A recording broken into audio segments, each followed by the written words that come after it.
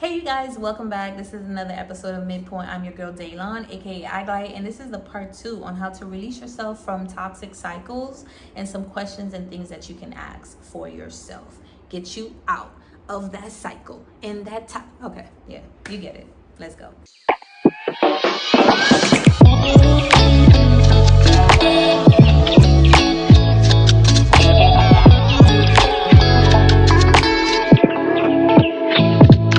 So, number one, you want to align yourself with the new version of yourself. And what that looks like is actually sitting down, meditating, and playing with imagination. Yes, we're going back to imagination. I found that adulting, it's alright when it comes to providing for your stability and stuff, but it's not alright when it comes, alright, okay, Shanae vibes, when it comes to really feeding your intuition, feeding your imagination, feeding that childlike energy about you that keeps you from being sad and rigid and worried and down. You know, like, you need to be alive and awakened and curious and full of life. I imagine a creek, and I think I got this from Avatar. They had like a little chakras video. You guys could go check it out. They talk about the creek and how things ebb and flow, you know, and whenever the water's constantly running and moving, it's fresh. Like the Atlantic Ocean, like all that water is fresh water, right? But whenever it gets to inside a creek or in an alley or in a cave, or it gets surrounded somewhere where it's stuck, now it becomes stuck water. It becomes dead water because it's no longer moving. There's no more flow there. It becomes muddy and it's literally dead, right?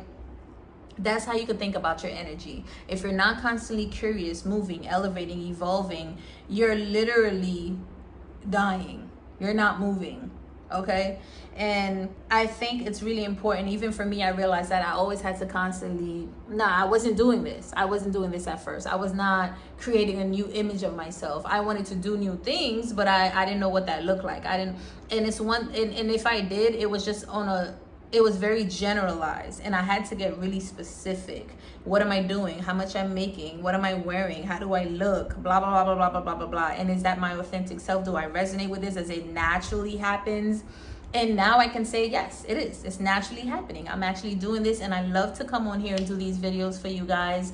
And I'm not even gonna front. I think a part of me was just really scared just to constantly keep coming out. And I think it was because of, some of you may know this, some of you may have this, just being afraid to start because you're afraid of success or you're afraid of failure. But for me, I think it was just mostly afraid of success because I know and I trust that everything that I put my focus and attention to, because I understand universal law energy, it's gonna grow. Whatever you focus on is what you're gonna grow, right?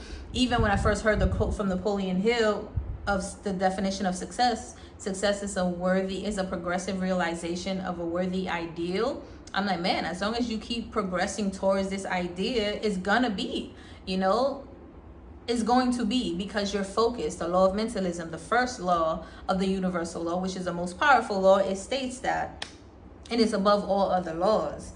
It's very important. So one of the things that you can do, get yourself a pen and paper and jot down, or even better, if your brain works faster than your hands like mine does sometimes, grab yourself your phone and just voice record, right? And then imagine yourself, close your eyes as you're doing this practice. And you might want to do this practice every day for like maybe a minute or 5 minutes. What are you wearing? What's this new image of yourself? What are you doing? Because when we get stuck in repeated toxic cycles, it's because we're not seeing something new for ourselves. We're not seeing how we're blocking ourselves. Sometimes we're self-sabotaging. Sometimes we're procrastinating, and I'm not talking about anything that I haven't done. Sometimes we don't know how to set boundaries, and to be honest, I was never taught to set boundaries. That's something that I had to grow through, from toxic relationships, or just relationships constantly back to back to back to back, of me falling on my face, flat ass, because I'm not setting boundaries, or worse, I don't have a higher self-image for myself. I'm over here thinking everybody's on ego plane. We all children of God and we all spirits. And it's like, yeah, but that's not everybody's intentions, right? So shifting that allowed me to see where I get to be, who I get to become, how I get to act. Like, what are the routines that I'm doing? What am I working? What am I wearing? What am I working on? What am I creating? Anything like that. Like, literally going in and shifting that self-image. Where do I live? What do I want to do? How am I doing it? Who am I connecting with? What am I speaking about? I think I said that already. Really get it I'm talking about down to the green scarf, a colorful dress, my Eye of Horus necklace, like whatever. Get so specific that you cannot make a mistake when it comes to when this starts to show up for you. You're gonna be like, oh yeah, this is exactly what I asked for. This is exactly, yes. And now the only thing you have to do is release fear and just step into that. So that to me would be quantum leaping, because you're literally like the movie Lucy.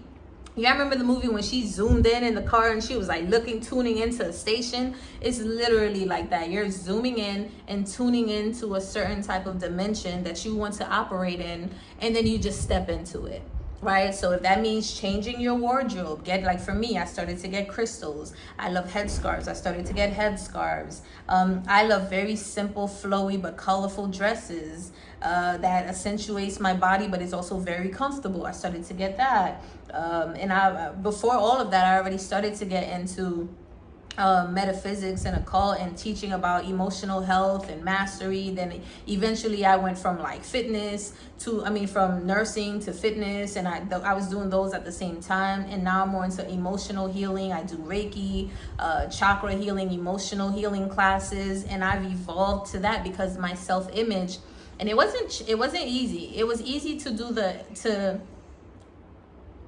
to see where I want to go now, but going through it, I didn't know I was going to actually evolve into that. So that's one great thing about it, because when you're in alignment and you're in your purpose, I used to always say you can never get off your path. I was going to say purpose. You can never get off your path, because your body and your mind and your spirit will always redirect you. All right. Especially if you're tapped into that Merkabic field around you. And maybe just your mind just need to get on the same accord. So sometimes a lot of the problems for us is that our minds is not in connection with our body or our emotions, our guide from our first gut, right? Our first brain. So that's what causes the discord. But when you get more into an alignment with that, as you evolve in your life, it just gets very crystal clear. And then when that happens, the direction, you got that masculine energy, direction, you know what you want to do. And then the feminine energy is supporting that 100%, right? So that's the first thing you want to do. Align your vision of yourself. Create a new vision of yourself, okay? All right, so number 2, meditation. I can't, probably every video that I do, I will be talking about meditation, because it's so powerful. And there's so many ways that you can do. You can do a reading meditation. You can do a walking meditation. You can do a lying down. You could do a beach meditation. You could do a water meditation. You could do whatever. You could sleep, whatever you want to do. You could do a talking, a breathing, a guided meditation. Me, I like music meditations, frequency meditations, and sometimes I switch it up, right? You could do a certain instrument, or you could just do the sound of nature, literally, which is one of the most powerful ones to me. You could do breathing meditations. Those are very powerful as well. And the reason why you want to do this is because my Creole is coming out, okay? Sac passe to all my Haitians. Aye, bobo. Okay, sorry. So one of the things is that it allows you to be present.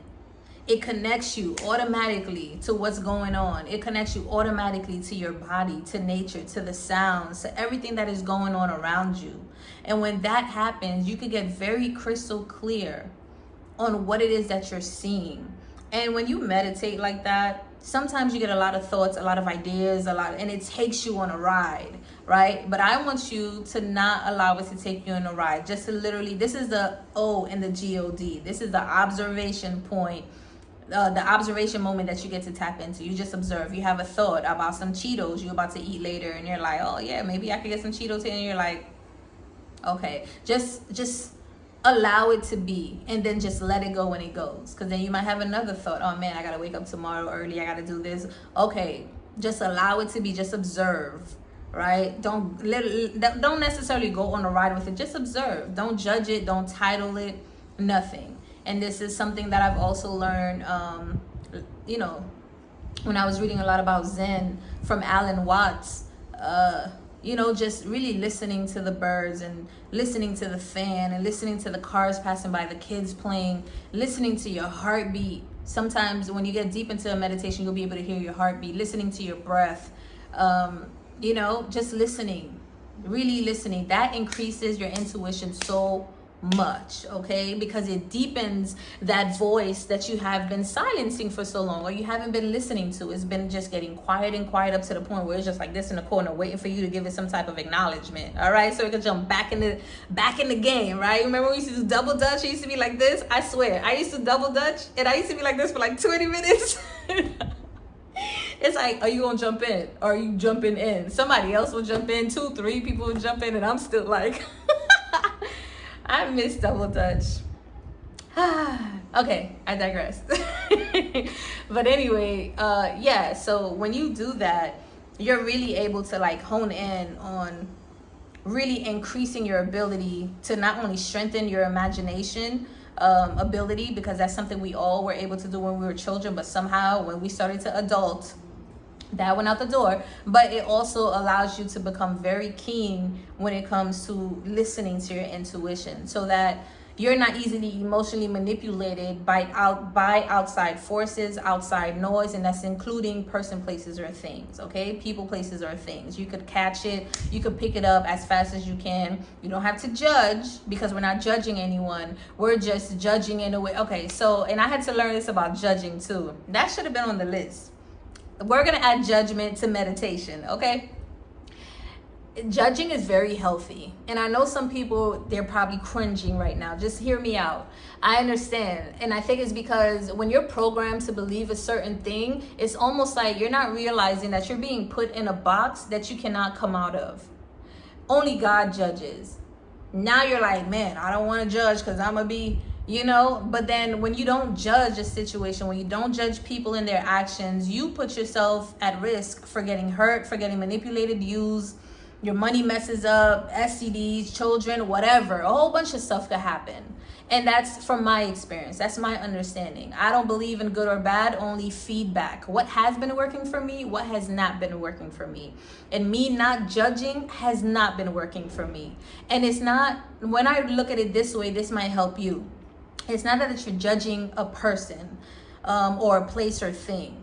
It's more so you're judging its effect on your life and the self-image, the new self-image that you have, right? So it's like, I don't think I should deal with this person after you've learned the truth, right? Because people lie.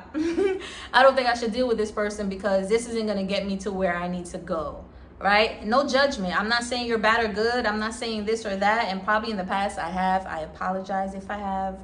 But it's just more like I'm just judging the situation or having like foresight that this won't be good for me, right? And some people are like, oh, you just judge that person and drop that person, or judge that thing, or judge that job. And it's like, absolutely, as I should. Even having a conversation with recent like-minded individuals that I'm meeting today, a lot of them, they agree with that. And some of them are like, yeah, you need to judge. And it makes sense, because when you're judging a certain situation, person, place, or thing, you're literally saying, I value and honor myself, and I want to make sure that I create, or at least co-create, the best experiences for me and my soul's evolution that serves my highest good and the highest good of all, right? So judgment is not necessarily you. Maybe that's why people are so like, oh, only God judge. And then the other thing about that is like, God is within you. God is not outside, not only outside of you. God is outside of you, around you, and within you. So doesn't that mean you're also able to judge? But not in the way that I'm saying it, all right? Don't think generalized. Don't think from a programmed mind. Think about what I'm saying. I'm not saying you're judging a person. I'm saying you're judging the situation. I'm afraid of snakes. I'm going to go into a cave with snakes. You're going to judge that situation and say, I'm not going in that cave. There's snakes. Snakes are going to be snaking. And I'm not about to go into that cave because it's not going to be good. What if I get bit? Whatever, right? You made a judgment call, and that was a good one. When it comes to your money, I'm gonna invest my no, I'm not gonna invest my money in that situation. You're not judging the person. You don't know. Now some people do. Yeah, I don't know. This person doesn't make really good money moves, so I'm not. And it's not necessarily, again, saying this person is good or bad. It's just saying you're gonna have to show me different before I invest, right? Which is a judgment call. All right, let's look at the definition of judgment real quick before we move on, shall we?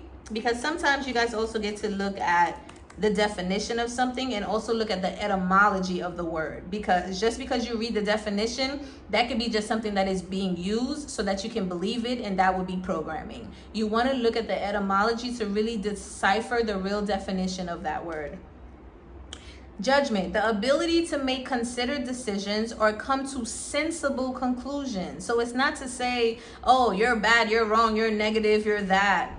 See the difference? You're making a sensible, you're trying to decide something to make a sensible conclusion, okay? And this is probably what it's usually associated with, a misfortune or calamity viewed as a divine punishment, right? God judges, not me. And it's like, nobody said that you can't do, well, you know, of course programming does, but if you really pay attention to what's being said, the first definition even says you're considering your options and your decisions. It's like bird's eye view. If I go this way, or this way, what will be the best outcome? Instead of just not judging, thinking, oh, okay, this is going to be a good outcome. You didn't even take the time out to actually just decipher or discern. And that's what it is. And I've gotten hurt a lot of times doing that. So I'm just coming on here to help you to make sure that y'all don't do the same. Okay? Number 3. All right, so the last one, number 3, is self-reflection. And the reason why I love this one so much is because, and you can do this daily self-reflection. Get yourself a blank notebook, a composite notebook, or whatever cute little notebook, and that will be dedicated only for self-reflection. That's something that I do. That's something that one of my exes showed me that he does, and I started to pick it up. And that's something that I've seen other people that I've learned from the self-development community, like Jim Rohn and all these other people, they do as well, right? And I think this is very important because it actually allows you either in the beginning of the day or towards the end of the day. I like the end of the day because then you can ask yourself questions like, how did I show up today? A certain situation, did I do well? Did I say what I wanted to say? Did I express my truth? Did I speak up for myself? If I didn't, how can I do that better tomorrow? Right? You always want to like self-reflect, tweak yourself up little by little. And this is, you don't have to make this such a huge task. And I know sometimes it seems like it's 1,000 things to do. However, just look at it like a small thing, right? It's almost like reflecting on your every action. But when you do it on a daily basis, you could catch the magical moments of when you do make that opportunity. Take that opportunity to make shifts, right? So let's say you're constantly being triggered about a certain thing that happens, right? And this time you caught yourself being triggered and you're like, you know what? Let me not react. This may not have nothing to do with me, right? The 4 agreements. I'm not going to take this personally. This may not have nothing to do with me. Let me be impeccable with my words, blah, blah, blah, blah, blah. So a lot of these books and self-development and spirituality and awareness, they actually help you to just become more centered so that you could operate in your best new self-image of yourself that you have and keep evolving. It has nothing to do with holding on to certain things that is not serving you. Toxic relationships, especially repetitive ones. And this could be with work, relationships, partnerships, lovers, friends, exes, family members, even yourself.